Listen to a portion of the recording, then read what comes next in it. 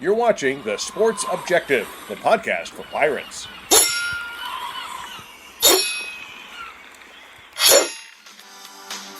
You're listening to Absolute Empowerment with Coach Jeff Connors on The Sports Objective. Join Coach C, the USA Strength and Conditioning Hall of Famer, every Monday night as he and a variety of guests, including former players, former and current coaches, pastors, and others will discuss relevant issues in coaching today's athlete, with the goal of equipping the athlete and those coaching them with the physical, mental, and spiritual armor necessary to live their best life. Here's Coach Connors. Welcome to our 15th show with Absolute Empowerment. Tonight we have Jeff and Misty Kerr, a marriage made in pirate heaven. And the one thing that I really love about these podcasts is that I can choose to have people on that I care about, appreciate, and respect. And I respect and appreciate you all so much. And it was just an honor and a privilege for me to work with you, with both of you. Actually having the opportunity to coach Misty to a certain extent also because of the lack of staff that I had to cover all the teams at ECU, and I had to break away from football and the 4 phys ed classes that I taught, and I also had the joyous experience of coaching the women's basketball team for a period of time in the weight room. So and they had a good team, and so that man worked hard. So what I'm going to ask each of you to do first here is kind of, we'll start with Misty, just giving us a little bit about your career at ECU, just kind of the highlights, and then also give us your list of accomplishments, awards, and some accolades that you've received from an athletic standpoint or any other standpoint. Love to hear some of that. Okay, thank you, Coach. Well, first of all, I played at ECU starting in 1996, so quite a few years ago. It was truly a dream come true for me to play at the Division I level, and I was very blessed with the opportunity coming in as a freshman with just some injuries and challenging dynamics that I was offered the chance to play early in my career, which was a blessing and really helped me to stay motivated and focused. Had great coaches like Coach Connors that really taught me how to challenge myself mentally and physically, that helped me develop into a great basketball player, because so much of the game is a mental component, and you can be tough in high school, but being pushed to that next level was definitely a defining part of my career at East Carolina.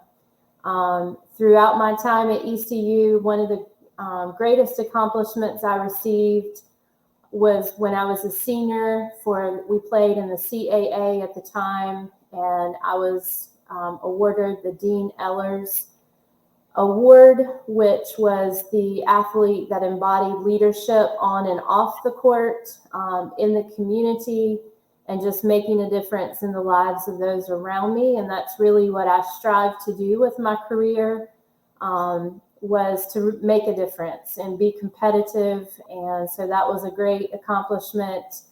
Most recently, I was awarded Iredell County Hall of Fame in the community that I grew up in. And so that was just a tremendous honor.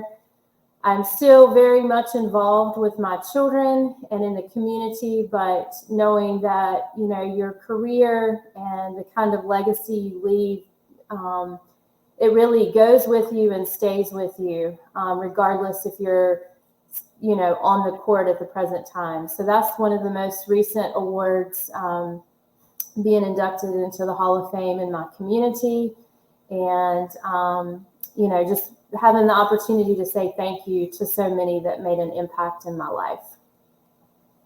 Absolutely. Well, thank you very much, Jeff.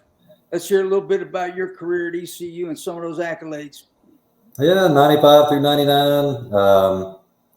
We had probably more injuries than I did tackles there probably one year. For the most part, we dealt with a lot of adversity, and that's where Misty and I kind of came together. Norris used to always kid us all the time with, man, your kids are going to come out with knee braces on when y'all get together.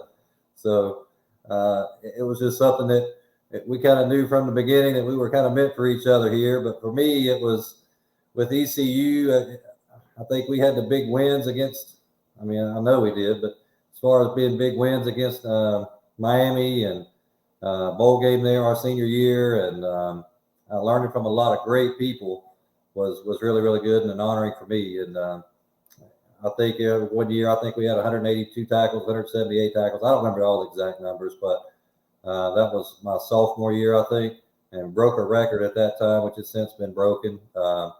But having a great D-line in front of you, you can do a lot of good things. And I love playing at East Carolina. And since then, it's been NASCAR. ECU was the biggest part there, I think, was after I'd left, and I think winning one of the top linebacker spots for Dowdy Ficklen Stadium. That was really honoring and pretty cool for me. And that's one of the things I'm most proud of at this point, because once you leave, you really leave your legacy there, and what you've done stands the test of time, or it doesn't. So I think what we've done, we've left a bit of a legacy behind, and we're proud of that, and hopefully we can continue with our kids as well. Well, you're definitely one of the most physical players I've ever coached, and I've coached a lot of people, and I always respected you for the physicality and also the way you could play with pain, because you had so many different injuries. We can't even list them all. I mean, I put them in my book, if you remember, but there were quite a number of those. But you played through the pain, that's for sure. And I was very appreciative for everything that you did for our team, no doubt. So what I'd like you to do individually now, again, would be to talk about your influences leading up to your enrollment into the ECU program. And then were there any challenges during your high school career where you had to rely on your faith? Okay. Well, absolutely. As far as relying on my faith, my sophomore year in high school, I came to high school as a freshman, played varsity, was actually co-player of the year in our conference, which was, honestly unheard of for a freshman to come in. And I also was in a conference with some other great athletes that were going to Division I schools. Within my sophomore year, I tore my ACL, and I think a lot of people really doubted if I would be able to recover from that. And I did, and I came back my junior year, and my very first game back, I partially tore the graft and had to have a second major surgery. So it was really my faith and just knowing, Scripture tells us we can do all things through Christ who strengthens us. And when we rely on that strength and that promise, and knowing that if that's God's will for your life, it doesn't matter what people around you say or tell you or doubt you. You just put your faith in Him and continue to work each and every day and be disciplined. So there was a lot of adversity, which really prepared me in a lot of ways for college. But I just feel like through the process of being recruited, and then honestly, once I had my second injury, a lot of schools that were interested in me, she's going to be slow, she can't play at this level, and lost interest. But however, that's where when your focus is on the Lord and His plan for your life, He knew I needed to be at East Carolina. And so the doors just continued to open. And Ann Donovan was the coach at the time that recruited me and brought me in, and being able to play under someone with her intensity and, was a great experience. So that is definitely my faith, and definitely led me there and sustained me once I got there. Tell me a little bit about your family growing up.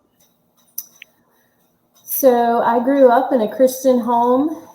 We were very involved in church, and my parents, we were involved in church, and I think that is so vital, but it was lived out in my home, honoring Christ and where our priorities are, the way we treat other people, even tithing. That's one thing I remember as a child, learning about and seeing the faithfulness of my parents. So I grew up in church and had an amazing youth ministry with a lot of great people that invested in me. So we're reinforcing what my mom and dad were teaching.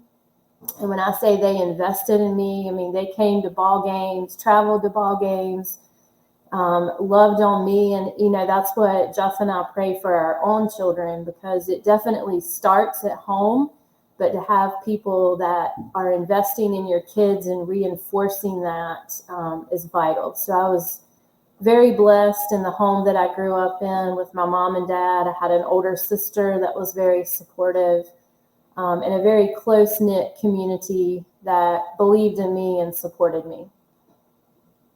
Thank you. Jeff, how about your influences and challenges? Very similar. I mean, we both had a lot of interest from places like Tennessee, went to a lot of visits, and again, my junior year tore my ACL as well. So he went from Tennessee, Wake Forest, Duke, South Carolina, a lot of different schools that were talking to you, and then all of a sudden you tear your ACL, and this was probably, I think it was the second game my junior year in high school, and then to have all that taken away from you all at one time, and that's where it's destructive to your mind, because you fill in the blanks and you say, never going to work out now that I tore my ACL, nobody's going to look at me anymore.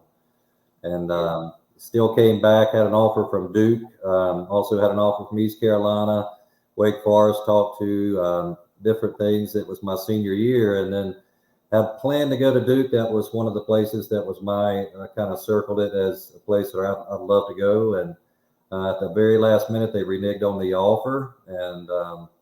And then Coach Jeff from East Carolina came back, and he basically said that I'll never renege on you, and I'll always be there for you. Right. So that meant a lot to me, for him to bring that back to the table and say, we still believe in you. And I'm a very honoring person. If somebody believes in me, I'm going to give it right back to you. And at the end of the day, I'm a type of guy that's going to really be solid and strong and give back the faith that's been given in me at the same time. And that was a place that I knew it was home for me in the beginning. And East Carolina is a place where I went and never looked back on. And I always felt like a Pirate from day one. And my faith reiterated that every single year, because, I mean, I had more injuries there than I've had in high school. And at the same time, because God took you through one problem and one place to kind of secure your faith, and he's going to take you through another one. And that was exactly where we both ended up. And we had those shared experiences from day one. And it's been a part of our marriage, and it's been a part of our life because we know it can never be worse than what he's going to always take you through the best. And that's our I saw both of you as being leaders in college. And how have you kind of shared that leadership role with the family? And talk a little bit about how you endeavor to lead your children.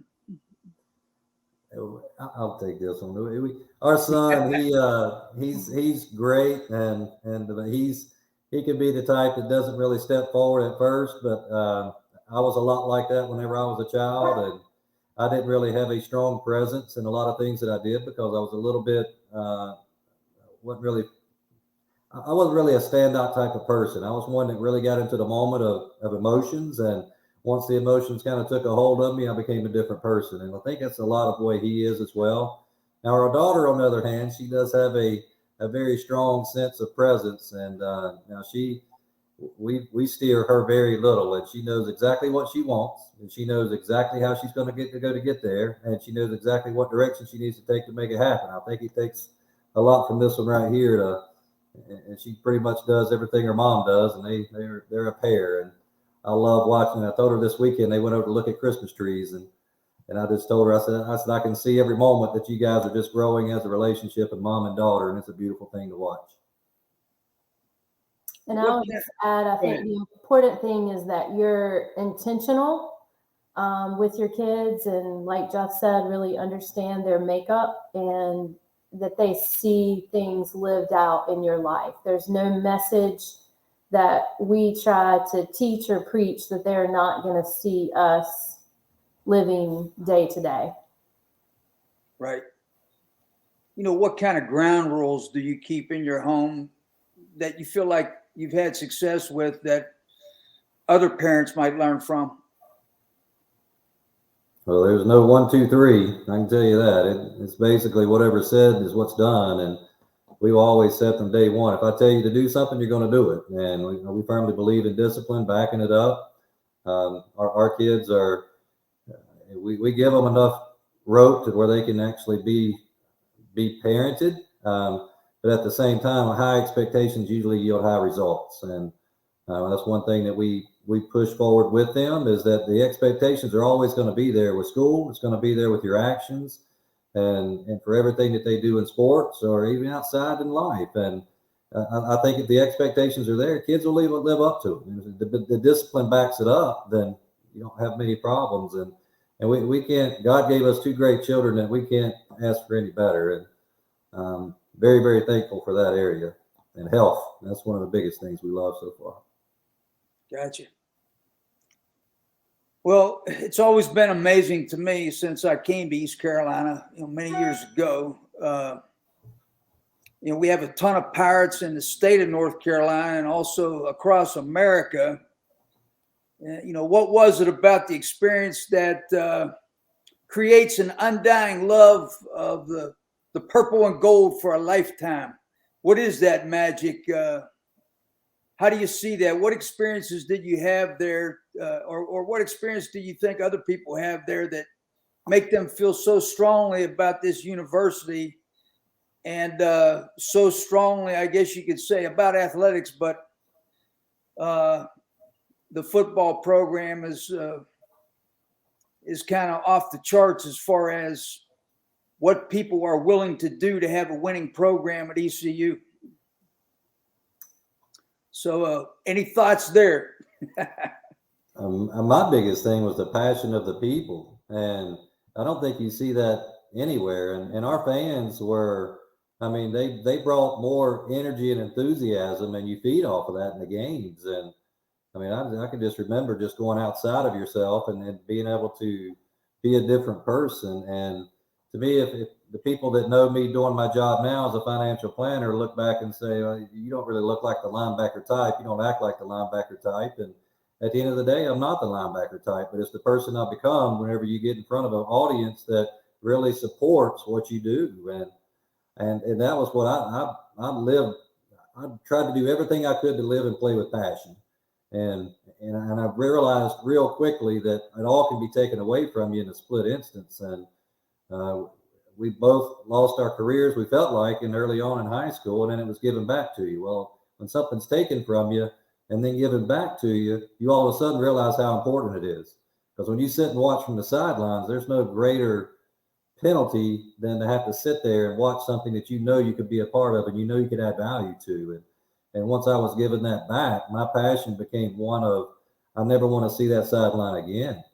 And something that you really take for granted sometimes is that the fact that you may have a starting role. Well, it's there 1 second, it's gone the next. And I think our faith is really what grounded us into being the people that we are today through the injuries you had to endure and the prayers that you had to put out, because it ain't me. There's no way I could do that. It was all the people that surrounded you, just like your stuff. I would have never made it without the weight room at East Carolina. And I never made it without all the rehab that we went through. Yeah. And just like today, I'd never make it without my wife helping me along the way and doing the things, all the stuff that she does to help take care of our family. And it's always relationships. It's always working as a team, working to be better because of the people around you, not just you. Yeah, I definitely think just the investment in the people in Greenville and in the university, and there are very few places that you can go. I think it makes it even sweeter that it's more of a rural town, but everywhere you go, there's purple and gold. And, that just really makes you feel pride and supported, and to really be a part of something big and special, and the people you meet as well. I would say at ECU, we get great athletes, and However, maybe not the ones that come, top of the list, but really working together with great coaches to be the best and to beat those schools that maybe have it a little more smoother, if you want to say. Right. Yeah, purple and gold. I remember one incident when I was in an airport, and I must have had like a relapse or something, because I was at Carolina, and I was in one of those stores, and I asked somebody, I'm like, look, man, why do you have all these other schools clothing in here and have no East Carolina clothing in here? And the guy was like, why do you care? You're wearing a Carolina hat. I'm like, oh, okay, well, I forgot.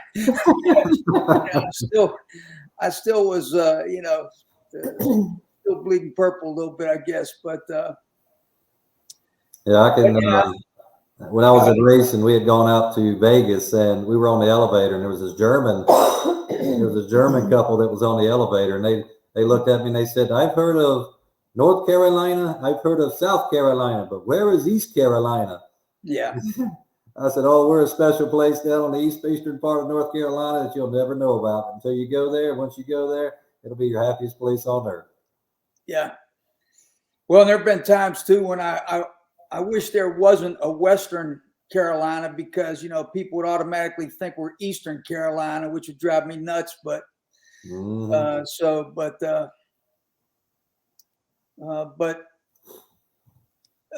next, I want to ask you: do you think there is something unique and rewarding to mention for anyone considering ECU? Let's say that you're out recruiting. What do you sell? You sell the community, the investment that, again, everywhere you go, you're going to see that purple and gold. You're going to have professors, community members, Pirate Club members, kids that are going to be excited to show up and watch you play and to be a part of something special. And I know that you can't get that everywhere. And just that genuine good people that want to see you be successful and really support you and, be a part of the journey. I had Pastor Gene Williams on a few times talking about the epistles. And I said, Pastor Gene, one of the sins in the epistles is revelry. Now, East Carolina was seen as the number one party school in the nation. So, were we using revelry to recruit people to ECU? He didn't know how to answer that. But anyway, I think that, when you go to college, I don't care what college it is, and particularly when you're an athlete, there's a whole lot of temptations out there. A lot of decisions you can make that end up being the wrong decisions, or maybe could harm you in some way or harm your future in some way. So, I'm always asking people to talk a little bit about how important it is to have a spiritual life. That's something we know that Coach Logan always talked about. Whether we had our whatever we called that upper room before each game with Doug Martin, and of course Chuck Young. And I've talked a lot about this on the other podcasts as well. But I think even though maybe everybody did not buy in 100% at that point, it was important to have it and important to hear it. And I always give Coach Logan credit for making that something that was important. And, when you look back on it, you even appreciate it more and more. So next question, what was God doing in your lives to get you ready for each other? Go ahead. I would say it's all about, God's timing. And really seeking to be all that God has called you to be, so you can grow and, be the person focusing more on, developing yourself mentally, spiritually, physically, all of those things, versus trying to be somebody to impress another person. So really working for God to work within me and my heart. And again, knowing that it's his plan and his timing, and I can't change that.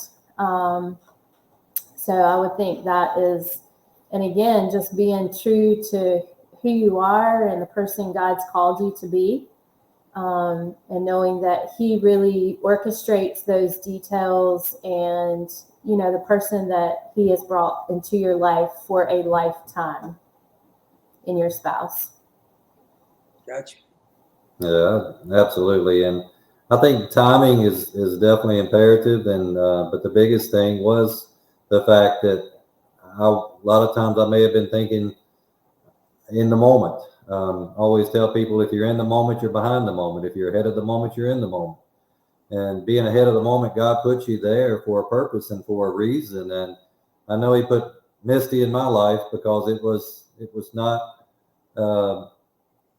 my choice in the beginning to think about, because I'd seen Misty several times, and we were in the locker room, not locker room, but we were in the training room together all the time. And we would kid each other in the weight room and things. And she actually rode home with me one time I took her back to Statesville because it was on the way back to my own hometown, and met her parents there. And we kid about it all the time. She drove me crazy the whole way back, saying, I'm sorry. And when I would say something or she wouldn't understand me, she didn't hear me, she goes, I'm sorry. And I kid her about that with our kids, and we have a laugh about it. But at the same time, God's timing was the real timing, and it's not about us. It's about us becoming who he wants us to be. And I wasn't the person that I needed to be yet. So God knew that, and I can't be that person without him. And being that person with him is much more important, and being that person with him and with her at the foremost is where I needed to be. Well, in coaching and interacting with Misty some, I kind of thought she was someone who probably, she may not even have committed a sin in her life. I don't know. But, so do you think, Jeff, that she had to mold you a little bit? And Misty, what's your memory there with Jeff when you first met him? Well, I don't think God's given any of us the ability to mold, although we try and would like to think we can. But I knew, Jeff was special just with his heart and his passion. And, anybody that watched Jeff play football and just the passion he brought on the field, that he was different. I used to think about David and being a man after God's own heart. And, I knew Jeff's heart was different and special, and that he did have a lot of passion. And again, it was God's timing and plan. And I couldn't change that or change Jeff, or, it just worked out the way it was supposed to. Right. Yeah, I remember the first time I told her I love you, and she goes, "That's nice." And I'm like, "What you mean that's nice? What's this deal going on?" Like, is that all I am? But that's what I needed to hear, and God knew that. And she's been a rock. Humility. Yeah, a little humility. Our first time we go out, speaking of humility, our first date, we were in the training room, and I'd asked her to go out and play a game of horse because both of us were hobbling along with broke knees. And I asked her to play a game of horse in the gym, and she goes in. She goes, "I'll even use a boy's ball." Well, it was HORSE before I even had a letter on her, and I didn't have a hope or a prayer. So that was our first date. Whoever lost had to basically cook dinner. Mm-hmm. So she humbled me real quick when it came to the game of basketball and the game of life. I was going to ask how you met, but you kind of answered that. When did you realize you had a common spiritual commitment? Misty, did you invite Jeff to church, or when did you have that conversation a little bit? Well, we had conversations, here or there in passing. Jeff actually went to a different church than I did at ECU, and just a different style of worship. And, sometimes I would ask him just to check in, you've been at church lately, right? And to see how he would answer. And that was always a part of discussion. I mean, and I think just, faith and who I was and the priority there. So it was really a part of our relationship. And, I would say from the beginning. And so we kind of grew from there. We went on some mission trips together. I think that was a great experience early or in our relationship, and just being able to serve others together. That definitely, serving brings you closer together. So.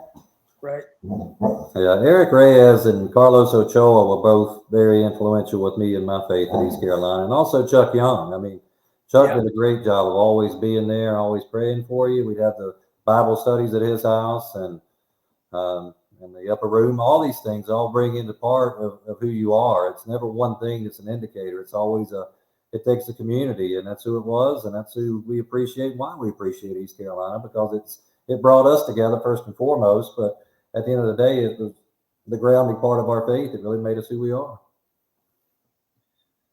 Was there a moment or a time where it was kind of revelational, when you felt like the Lord was putting you together in this relationship? Yeah, I mean, it was definitely for me. I mean, I grew to love her over a extended period of time. It wasn't just here we're going to sit down. We both know each other and we've known each other, and but my respect for her was really the thing that won me over. And I mean, when you have a woman that's a rock in her foundation and everything that she does, I mean, that's a real true value to a man. I mean, it's to know that somebody's going to raise your children and be a rock with them, and knowing that they're going to have a foundation that they'll never forget. And that's really what we love about our kids, is that they can both hopefully look at us and say that my mom and dad did what they said they were going to do, and I respect them for that. And at the end of the day, she was always a rock for me in everything that I did, and love everything about it. What do you think you might be able to share with other couples, and how God has blessed you and rewarded you for being faithful? And, what are some of the specific things you think throughout your marriage really helped you to have such a strong relationship? I go back to our marriage counselor whenever we first got married, and there's always two ways to do something, not one way to do something. There's always two ways to do something, and that's been something for us. I mean, the very beginning is respect, and respecting each other's abilities and what each person can do, and then letting each person take over the strengths. And in a marriage, it's a give and take with everything, and it can't be just one way or subdivided. It's got to always be a way that we can both get along together. And when I see people all the time in marriages, and it's opposites attract a lot of times, but at the end of the day, it's really the relationship that keeps things going. And you got to give and take. You got to make sure that you're going to give into each other, and you got to make sure that you're going to hold the values true for each person that's there at the end of the day. That's the root and the foundation is God. And he's first and foremost, and it's not us. I mean, it's just like our career in football and career in basketball. That wasn't first. And we thought it was first, but every time we thought it was first, it got taken away. So for us, it's the same thing in our marriage. When God's first, your life is first. He keeps everything where it needs to be. He keeps it in the direction it needs to go. I'll add to that, being intentional about that. And I'll just share some scripture that we were looking at about marriage. Jeff mentioned respect, and that is so important for the husband and the wife, but especially, scripture mandates for wives to submit to their husband, to respect their husband. And I know some people struggle with that for whatever reason, but it's you're submitting to their leadership. God created the man to really lead the family, and you're respecting and submitting to him as unto the Lord. And on the reverse side of that, the husbands are to love their wife as Christ loved the church. And, people say, well, what do you mean submit to your husband, but there's an in return with that husbands are to love their wife as Christ loved the church. And that's in Ephesians 5:22 through 27. And when you have the husbands receiving the respect and then the wife is being loved, you have really the relationship that God created. Is that always easy?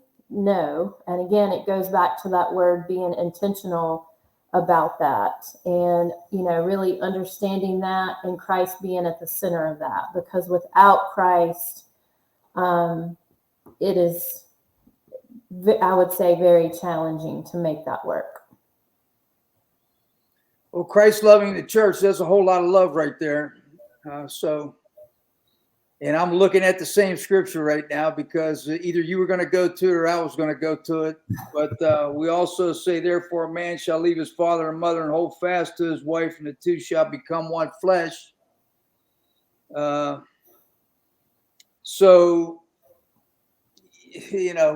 there's a lot of different places we can kind of go with this relative to what's happening in our world right now. But going back to Genesis, for instance, and now I'm looking at the American Patriots Bible. And so Adam said, this is bone of my bones and flesh of my flesh. She shall be called woman, because she was taken out of man. Therefore, a man shall leave his father and mother and be joined to his wife, and they shall become one flesh. And that's Genesis 2:23, 24. And actually, Dr. Richard G. Lee, who wrote the American Patriots Bible, goes on to state the plan of God, nature, and common sense is a man and a woman producing children within the institution of marriage. When that plan is lost, marriage and family become meaningless, and a nation and its people will follow the road to ruin. So those are some pretty strong words there. And how do you feel about that? Well, we went through the book of Genesis as a church back in the spring, well, for an extended period of time. And I think, I completely agree. I think it is Satan's attack on God's design from the very beginning, and, I do think it is, as believers, we have to be really rooted and understand that truth and teach our children that truth and not deviate from that truth. That doesn't mean that we can't be loving of others that may think differently, but God's word is the ultimate truth. And that's one thing we teach our children. Oftentimes when they come to us and ask a question, instead of, well, my mom said or my dad said, what does God's word say? That's where we start. That is ultimate truth. And God said it is between a man and a woman. And, that is very clear in scripture.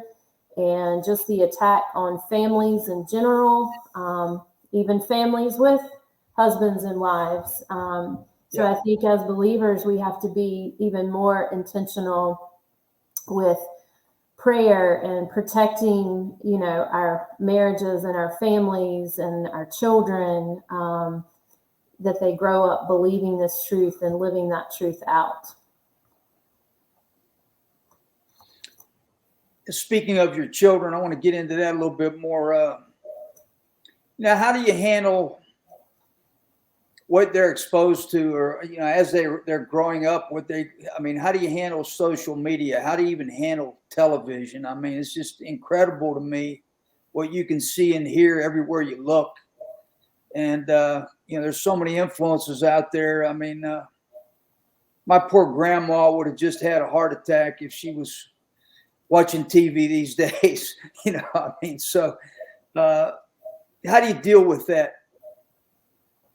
Well, for social media with Grayson, we did not allow that until he went to high school. And, that is something, as Jeff mentioned earlier, that, our kids definitely have a healthy respect of this is the rule. Especially with Jeff, they know there's no deviation at all from that.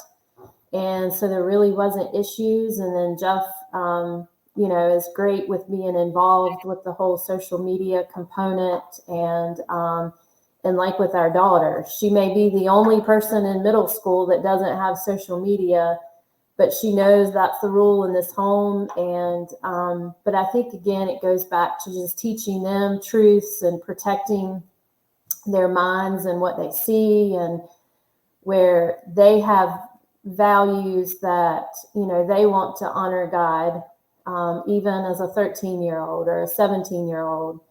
And just lots of prayer and try to pray for great people around them to support the things you're trying to do at home. It's definitely not easy. And you can't shelter them from everything.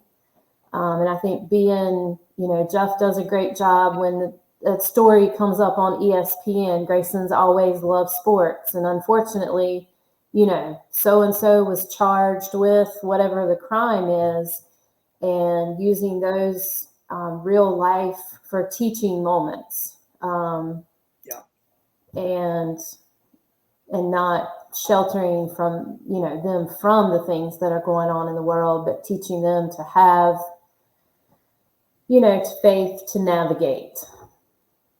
And we always talk to them. I always describe Newton's third law to them, and it's like for every action, there's an equal and opposite reaction.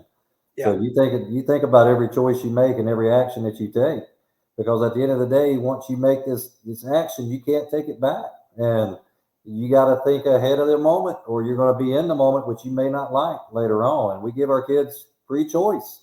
Like our son, I tell him, you can be on social media, you can do whatever you want to do, but at the end of the day, your action will define what the next step's going to be. And wherever that goes, that's your choice. But at the end of the day, you're in charge. You have the will to be able to make that decision.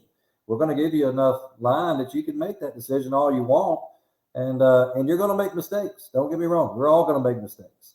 But at the end of the day, you got to be rooted and you got to be grounded in making the right choices. And I think that's really what we tried to push our kids in making good decisions, by making good choices, by being rooted and grounded in the faith that they needed to have.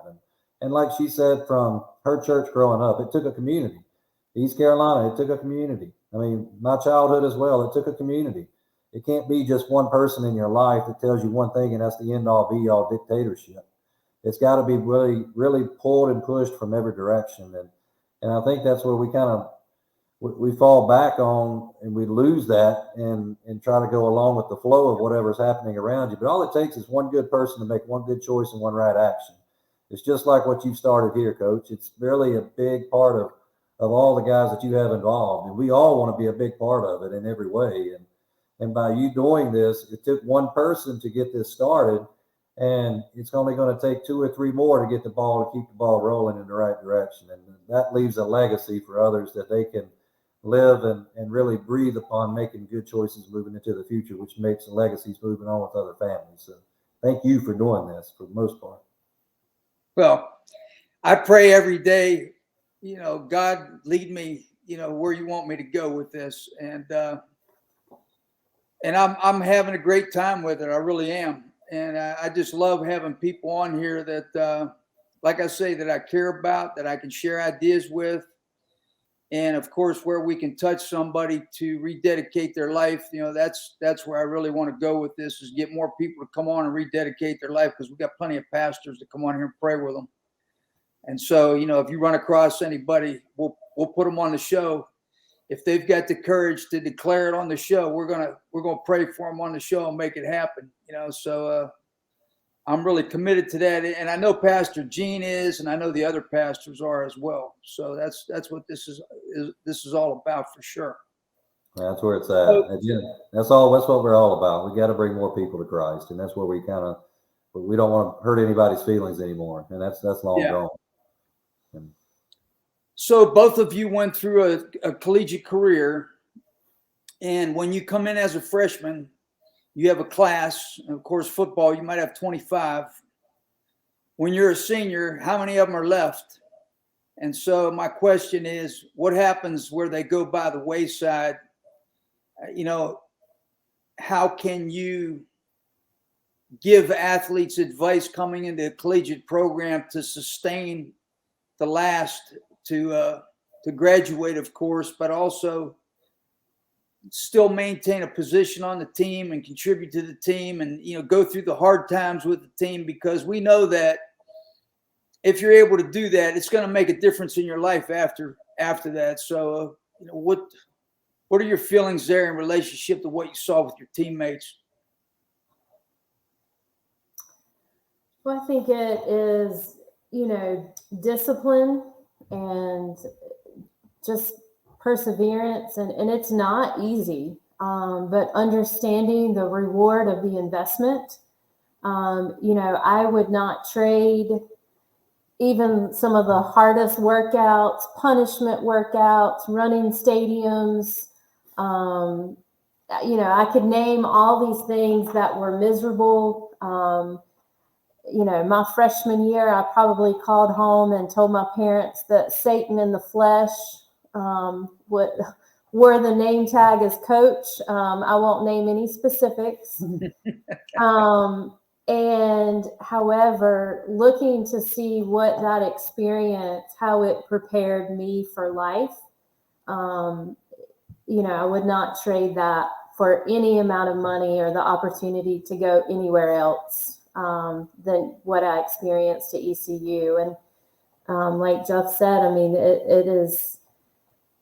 it's an investment and it requires sacrifice, but it's worth it in the end. And being transparent about that as well, I think is important. That, you're not coming for a 4 or 5 year joyride that's carefree. And honestly, Coach, we can sit here as no different than being a follower of Christ. Christ doesn't say our journey is going to be easy, that it's going to be, no trials along the way, but knowing that he's going to sustain us. And I think that's the same way with the experience as a college athlete. I mean, there were many days that I could have thrown in the towel and given up, and, and that's something with our own children, like giving up is never an option. I mean, that Jeff does great with teaching them that. And, we don't care how tough it is.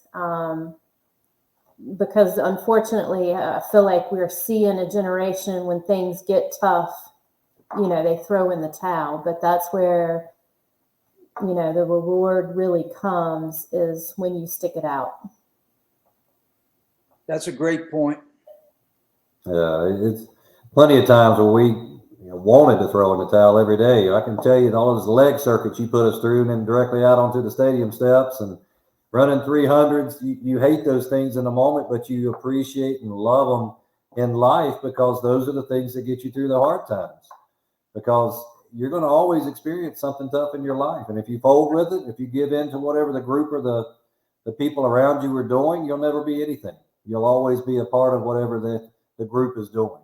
Why would you ever want to be a part of something that was not God's plan? It was a man's plan. Yeah. And that's what I always struggle with, was my plans always being changed. And I still struggle with that today, because I feel like I hold my plan here close to my heart, and I think that's where I need to go. And I push too much of my life into that, and God's the real plan. I know in racing, one of the toughest things that's hardest to deal with is, as a driver in a NASCAR race, you're taught when you get into a big wreck to absolutely take your hands off the wheel or it'll break your arm. And in life, we're taught the same thing. And every time I hold onto the wheel the tightest is when I get my arm broken, something bad happens. We always have to really look back and say, it's not my plan, it's his plan. It's the ultimate goal. And he points us in the right direction, gives us the things that we need to accomplish all the directions that we need to go. And he puts the people in our path that we have to have there to make it happen.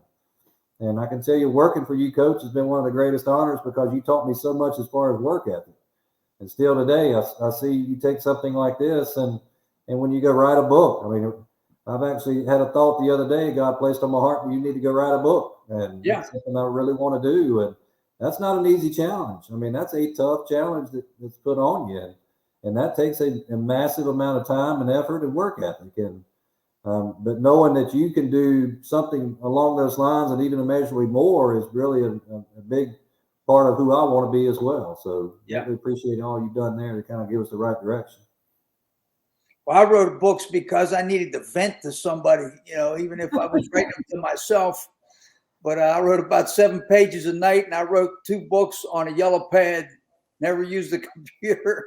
And I can't even tell you how many times I rewrote those 7 pages in one night. So, I mean, it was a lot of work, but I just think it helped me deal with what I was going through then because, at ECU, I always tell people I was at the penthouse, outhouse, and everywhere in between. And during that time, I was in the outhouse, and I needed to find some way to deal with what I was going through. Going to work there every day. So, hey, we all have ways that we need to vent, but hopefully they're all healthy. So I guess what I'd like to say about that, what we just talked about is, when you learn to be part of a team and you look at, I just think you look out there at the divorce rates still. And I just really feel like both of you having been successful athletes and leaders, that's helped you to create your team, your family, that my wife has her email is Connor's Team. So, and we always talk about ourselves as a team. And, I worked hard for many, many years. She's a little bit younger than me now, so she's doing really well. And I just respect her so much for what she's doing. And, it's been a team effort for sure. And I know that's definitely sustained us through some hard times. So, is that, looking at your children now, I guess it's kind of going back to my deal. You have both been athletes. How are you physically training them now? And how are you influencing them from a physical training standpoint? Do you have them go to personal trainers, or do you train them yourself, or you find that they don't like you to train them? They want someone independent of you. I mean, how do you do it? That's been the most difficult thing for us, I think, is that for Jeff. We'll clarify that. I mean, I know it's true, Coach. It's like you have to. I mean, when you think about all these great athletes we've trained over the years and helped, and I mean, I've worked as a personal trainer and helped get these kids to college, and people get scholarships that you never would have dreamed when they first walked through the door could have ever gotten a scholarship to the local whatever it is. And these are all situations where you bring back and say, okay, well, it should be easy. Our kids are going to respect us. Well, they do respect you, and they respect you as dad. And that was really the hardest thing for me, is I had to get across is I'm dad first. I'm not the trainer first. She's not the basketball coach first. It's a matter of learning to kind of disconnect between the coach and the mom and dad is really difficult, and you have to be mom and dad first. And I think for us, that was the first thing that we had to understand before we tried to go out there and try to make our kids the next great athletes or whoever we think that they're going to be, because they're their own people. We got Madison and we have Grayson. They're not Jeff. They're not Misty. Right. And at the end of the day, we try to make them into Jeff and Misty, and they're not going to be Jeff and Misty. They're going to be Madison, and they're going to be Grayson. And that was really the hardest thing for us to understand. And for me and I pushed too early. And I would look back to anybody right now that has kids, don't push too early. Don't make them into who they're not yet, and praise them instead of actually demanding more discipline, or they're never good enough. I mean, my dad was always, you made a 99 on the test, but why did you make 100? And I think initially I was some of that with my child, and that was too much. And Norris, of all people, gave me some of the best advice, which was, go tell him he's great. Go tell him he's going to be really, really great. He's just going to need more time and more effort and more push. And it's our relationships I can't remember black and white in the locker room whenever we were at East Carolina. Yeah. It really wasn't there for me. And then when you get out of the locker room, I mean, you bleed and sweat with each other. And now still to this day, we still talk and we still have those conversations, not in black and white, we have those conversations in friends and the people that we know together. And that was really the biggest bond that I took from East Carolina, is knowing that those guys that are in the locker room were my brothers, and they were the guys that go to war with me and with us. And knowing that the coaches had your back, the coaches were there for you at the same time, they were there to help you along the way. That was what it was really about. Yeah, no doubt. So give me a little bit about exactly what the kids are doing now. Well, Maddie is doing competitive gymnastics, and she has been competing probably for the past 5 years with gymnastics, and she's loving that. And she's also doing middle school cheerleading. So yes, I have a cheerleader, and I'm very proud of that. She's probably one of the most fit, athletic, disciplined kids, you meet. She wants to be strong, likes to be strong, does workouts on her own. YouTube, you go up to her room right now and there's a 10-pound dumbbell in there. So she's doing well. And like Jeff said, we want them to be the best Grayson and Maddie that God created them to be, and, not a basketball player, not a football player. And follow in our footsteps. And Grayson is a junior at North Iredell High School, plays basketball, has also taken up golf, and that's been exciting to see. He started playing golf last spring, and I think it was really good for him because he could go on the golf course and go play and have fun, and it wasn't how many rebounds you get, how many points did you score, how many turnovers did you have, and we definitely expect a lot, but sometimes maybe we're a little too tough, especially on Grayson early on. And but he plays golf and basketball and is doing a great job as a leader on the court, and just is competitive. But most importantly, we're really proud of just their hearts, and excited to see how God will use them, whether they stay in athletics or not in their future. But they're both do very well in school, and it's just hard to believe, with Grayson, the reality is we have less than 2 years with him.